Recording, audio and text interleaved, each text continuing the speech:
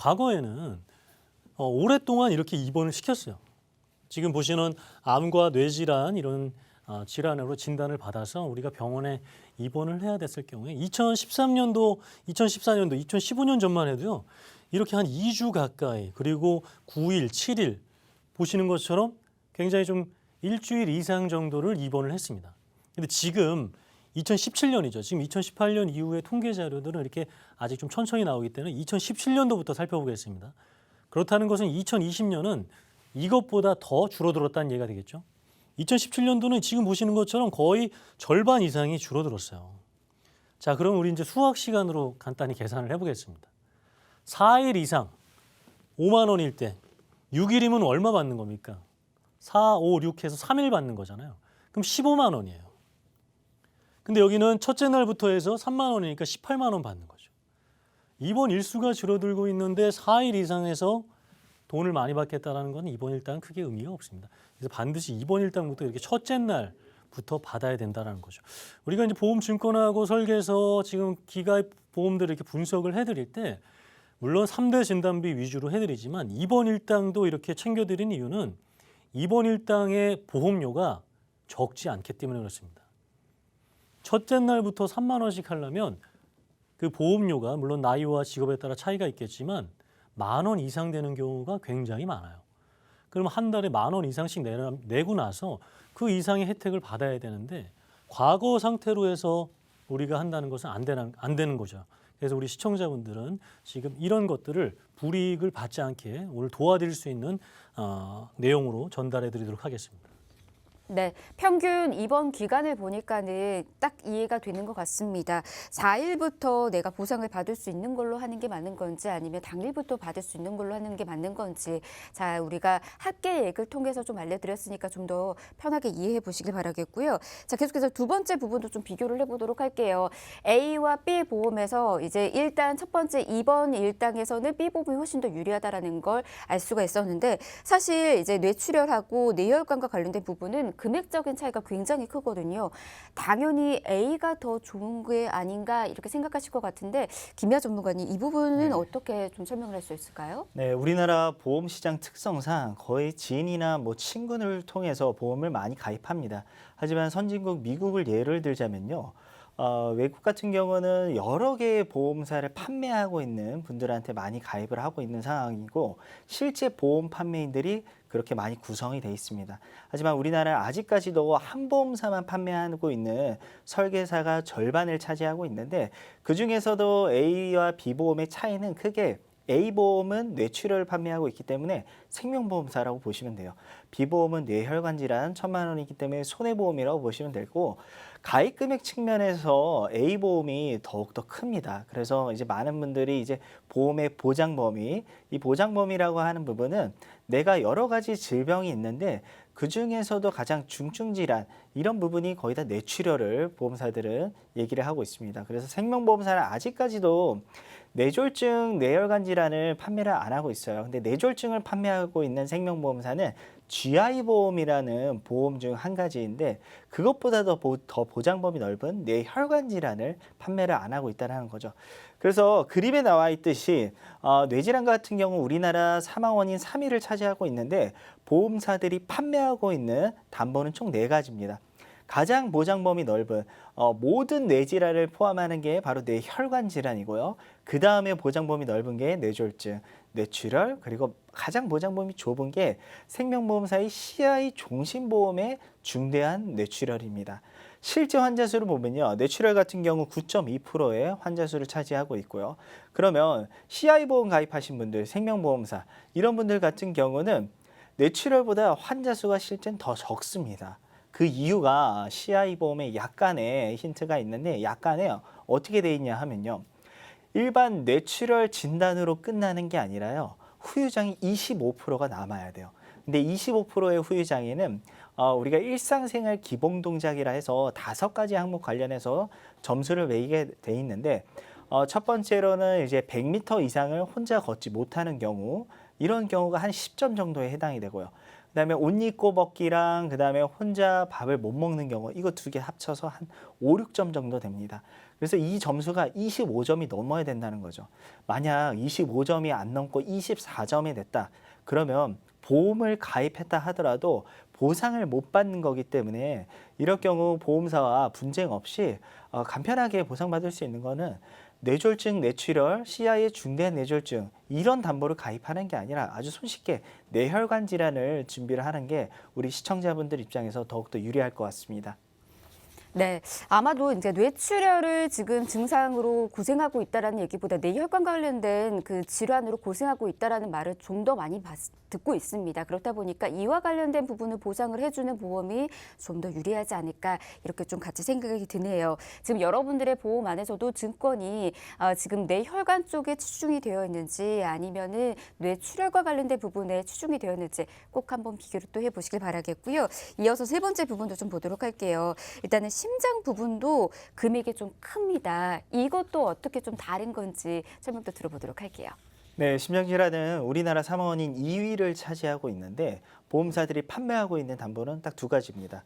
허혈성 심장질환과 급성심근경색, 그리고 CI 보험을 준비하신 분들은 중대한 급성심근경색이라고 돼 있어요.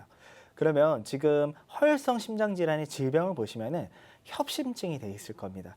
우리 전체 심장 환자의 70%가 바로 이 협심증이라는 질병을 앓고 있는데 협심증은 고혈압이나 고지혈, 앓고 계시는 분들이 예방약을 같이 먹는 경우도 있고요. 갑자기 쓰러져서 협심증 진단받으시는 분들이 있습니다. 그리고 급성심근경색 같은 경우는 전체 환자 수를 보면은 10.2%밖에 되지 않습니다. 10명 중 1명만 급성심근경색에 걸린다는 거죠. 조금 쉽게 설명드리자면은 허혈성 심장질환은 상대적으로 경증 질병입니다. 앞서서 뇌혈관 질환도 모든 뇌질환의 관련 중에서 가장 첫 번째 경증 질환이고요. 그다음에 CI 보험 가입하신 중대한 급성심근경색은 일반 급성심근경색보다도 더욱더 보장 범위가 좁습니다. 그 이유는 새로운 심전도 변화가 생겨야 되는데 상대적으로 일반 급성심근경색 진단보다도 더욱더 보장받기가 어렵다는 거죠. 다른 병력이랑 제가 좀 쉽게 말씀드리자면은 우리가 감기라는 질병이 있고 폐렴이라는 질병이 있을 겁니다. 거의 대부분의 국민 같은 경우는 한 95%는 감기에 걸리고요. 이거를 방치를 해서 심해졌을 때는 폐렴에 걸리죠. 근데 보험 가입할 수 있는 담보가 감기랑 폐렴 이렇게 나눠져 있다라고 볼게요. 그럼 상대적으로 우리가 감기에 많이 걸리기 때문에 감기에 보장받는 담보를 모두 다 가입을 할 겁니다. 이 부분이 바로 보험에서 얘기하는 보장범위인데 감기에 해당되는 부분은 허혈성 심장질환과 뇌혈관 질환이라고 조금 더 쉽게 설명드리고 싶고요. 그다음에 뇌출혈과 급성심근경색, CI의 중대한 뇌출혈, 중대한 급성심근경색은 폐렴 부분이라고 생각하시면 좋을 것 같습니다. 네, 각각의 보상 범위들 여러분도 확인하시면 좋을 것 같습니다. 이렇게 뇌혈관과 그리고 이제 심장 관련된 부분들의 보상 범위들 저희가 체크를 해봤고요. 마지막에 이제 암 진단비와 관련된 부분도 한번 비교를 해보도록 할게요. 근데 보니까 A사 그리고 B사 모두 다 암 진단비는 3천만 원으로 동일하거든요. 그런데도 불구하고 왜 B보험이 더 나은 건지 앞에 있었던 것들이 이제 종합적으로 해서 B보험이 나은 건지도 좀 궁금해요. 김혜원 전문가님, 이건 또 어떻게 설명 가능할까요? 암 같은 경우는 우리나라 사망 원인 1위를 차지하고 있습니다. 그만큼 가장 우리 국민들이 무서워하는 질병 중 한 가지인데 쉽게 우리나라 보험사는 두 가지로 나눌 수가 있습니다. 생명보험사와 손해보험으로 나눌 수가 있는데 암진단비가 3천만 원 같은 금액이지만은 보험사들마다 보장하고 있는 암의 약관이 다릅니다. 그래서 암은 크게 세 가지로 분류가 할 수 있어요. 유사암, 그다음에 일반암, 소액암 이렇게 세 가지로 분류할 수가 있는데 먼저 우측에 유사암 먼저 볼게요. 갑상선암, 기타 피부암, 제자리암, 경계성 종양이 있고 추가로 대장전막내암이라고 빨간색이 돼 있을 겁니다. 그러면 유사암의 범위가 5가지의 암들인데 이 대장전막내암이 유사암으로 보장하는 회사는 바로 생명보험사입니다. 내가 암진단비 3천만 원 준비했다. 모든 암에 3천만 원을 드리는 건 아니고요. 발병률이 높고 그다음에 치료 금액이 적은 이런 유사암 같은 경우는 보험사들이 10% 내지 또는 20%만 보상을 하고 있습니다. 그러면 300만 원 또는 600만 원인데 이 유사암 관련해서 대장전막내암이 생명보험사는 들어가 있고 손해보험사는 현재 판매 기준으로 일반암에 들어가 있습니다. 그래서 대장전막내암은 여성암의 3위를 차지하고 있고요. 남성암의 2위를 차지하고 있기 때문에 굉장히 발병률 높은 암이죠. 그다음에 가운데 지금 생식기암이라고 돼 있는데 다른 말로는 이제 소외감이라고 표현하는 보험사들이 있습니다. 그래서 유방자궁 전립선 방광암 이 네 가지의 암들인데 소외감과 생식기암은 내가 일반암 3천만 원 준비했다. 그러면 생명보험사 같은 경우는 20% 또는 내지 40%만 보상을 하고 있습니다. 그러면 600만 원 또는 1,200만 원만 보상을 하는 거죠. 손해보험사는 지금 현재 판매 기준으로 모두 다 일반암에 들어갑니다. 그래서 유방암은 여성암의 2위의 암이고요. 자궁암은 또 여성암의 5위의 암이고 방광암은 남성암의 7위, 그리고 전립선암은 남성암의 4위를 차지하고 있기 때문에 발병률이 높은 암들이죠. 그래서 이 암들이 모두 다 일반암인 회사를 우리는 선택을 해야 된다는 거죠.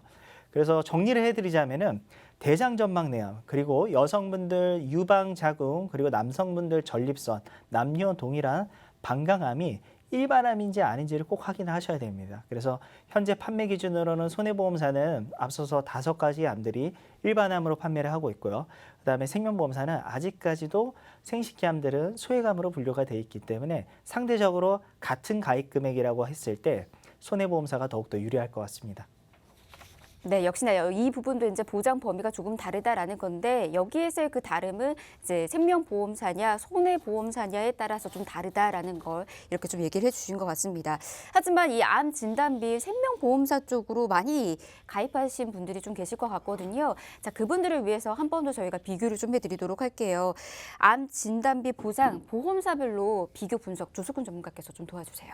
네. 그 뭐 결론부터 말씀드리면 손해보험사가 더 저렴하게 더 큰 보장들을 해주겠다라는 겁니다.